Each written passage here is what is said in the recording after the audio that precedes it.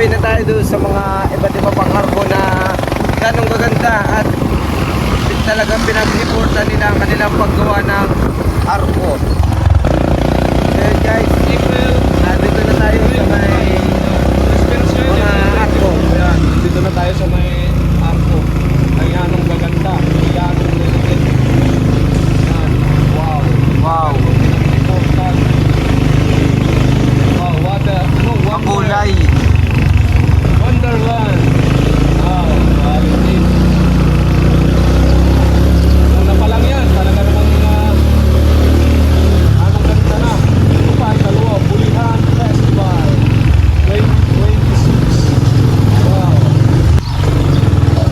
Yung year of 2026. Yan, hindi lang arko makita nyo, pati sa mga bahay-bahay dito, may makikita rin kayo na design yan. Wow. Ano, barangay ano yun? Ito nabasa. Ito, San Bueno Wonderland. Wow. Pink na pink. Ah, quality. Ah. Ito pa, barangay Malala. Oh. Hindi lang mga bahay, pati yan. Pati mga bahay, hindi lang arko. Wow, ito barangay Malala. Mamala pala, Mamala.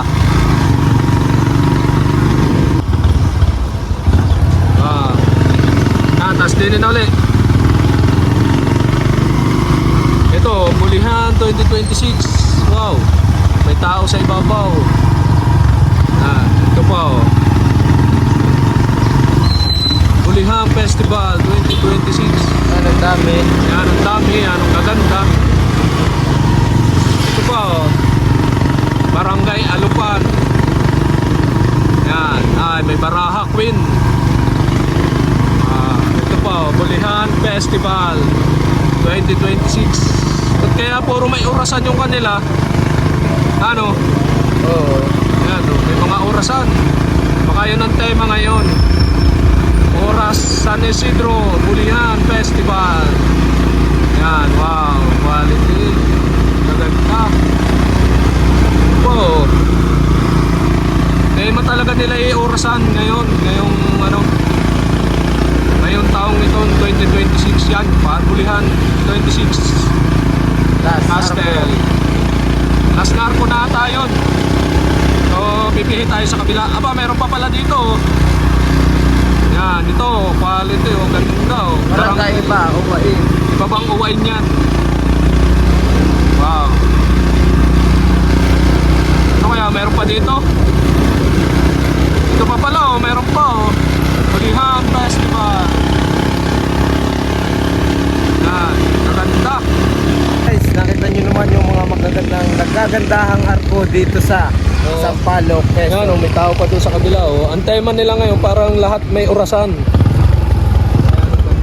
Papatuwing ano nga ito, April 25 kasabay ng piyesta doon sa atin, nasa Pangkaminit ah. April 25, pinagdiriwang ang mga Piyesta ni ano, San Vicente St. Ferrer. Vicente Ferrer.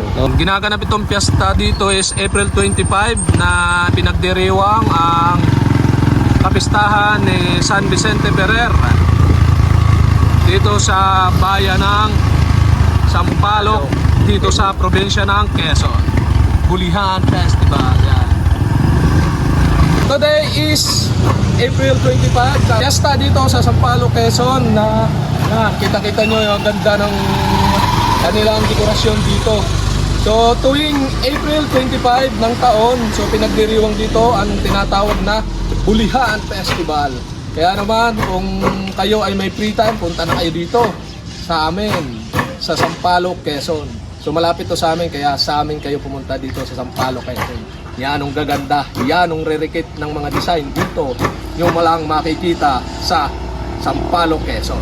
So tara, tingnan natin ang magaganda at nagkukulayang kulay na mga disenyo dito sa Sampaloc, Quezon. Bulihan Festival. Talaga naman guys na kahit sa bahay ay may mga dekorasyon dito na sobrang kulay dito sa may Sampaloc. Ganda mga sombrero. Yan guys oh. Ari, para si Cinderella oh. Para si Cinderella. Cinderella ba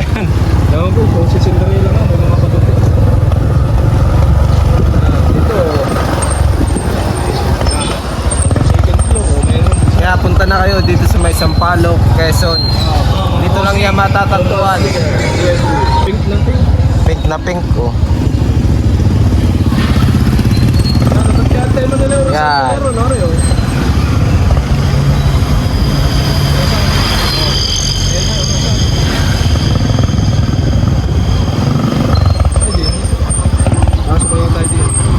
Wala naman dekorasyon ay. Diretso.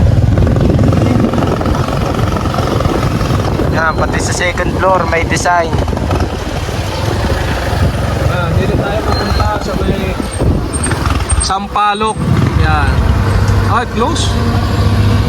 Pwede ba dito? Pwede. Yan, pasok tayo dito. Yan, meron din dito mga murang bilihin. Yan, oh. Honda 3450. Ba, tatlo 450. Yan nga pala ang simbahan ng Sampaloc, guys. Yan, oh.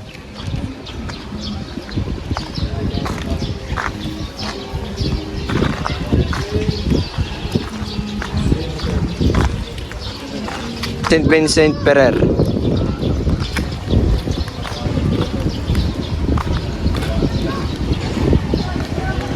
Try natin sumilip sa atin.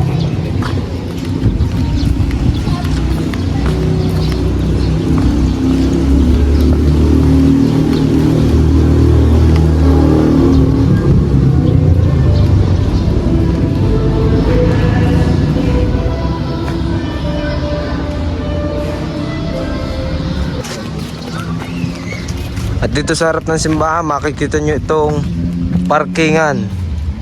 Saka itong malaking rebulto, Cristo Jesus de Sampaloc. Dito tayo mong salita. Init. Merinda, ang tayo may merinda. Yan guys, so pagpabira, medyo iba ang design. Yan. Ito ang design. Nabilana ng pagkakadesign. No? Kanina hindi natin pansin yung ibang design ng arko. Pagpabira yan, kitang-kita. Oh. Doon sa kabila, meron din pero iba ang design dito sa kabila. Yan.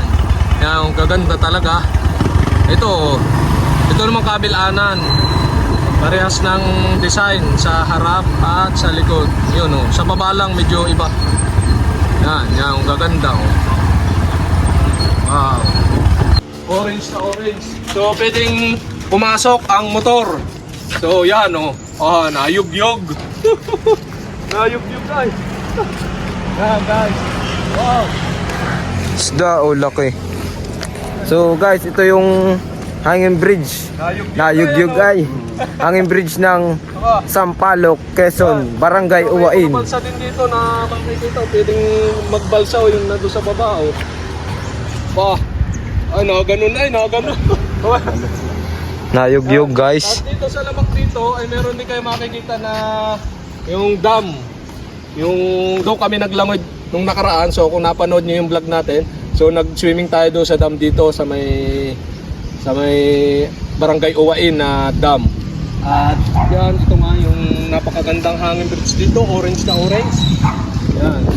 So, yeah, Alti. Doon naman tayo sa at ayun na nga guys, yun yung dam. Yan. Tapos ito yung daan papunta doon sa may Barangay Uwain na looban. So try natin pumunta doon maya maya. So yan, may naglalangoy na kalabaw. Dami. Yan. Doon kami nag-swimming nung nakaraan dito. Ano, medyo maliit ang tubig na ngayon, medyo malaki oh. Nandun sa gitna pa kami ay, ng mga bato. Yan. Try natin tingnan doon sa may daan doon. Okay, go. Daan papunta doon sa Barangay Uwain. Barangay Uwain na rin daw ito pero sa mismong dito sa kabila ito ang pinakandaan. Bukod doon sa hanging bridge natin pinuntahan. Yan. Ay, pwede na bumaba sa sakyan. Oh, dito ko lang bumaba doon. Barangay Uwain ito.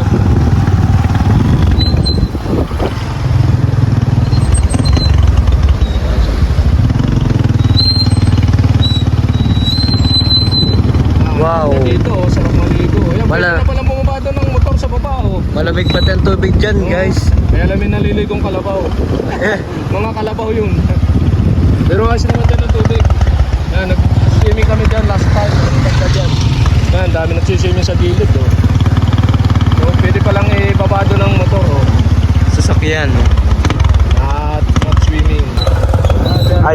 halo-halo. Sobrang init. So, magpapalamig muna tayo dito.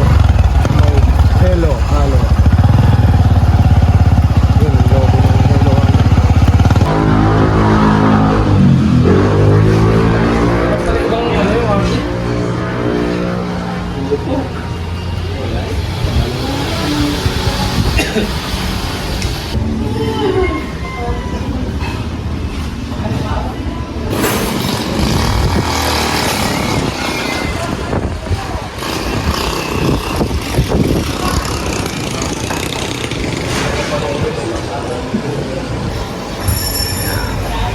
Wow, sisig, sizzling pork. Sizzling pork. Yan, ulam namin ay sizzling pork dito.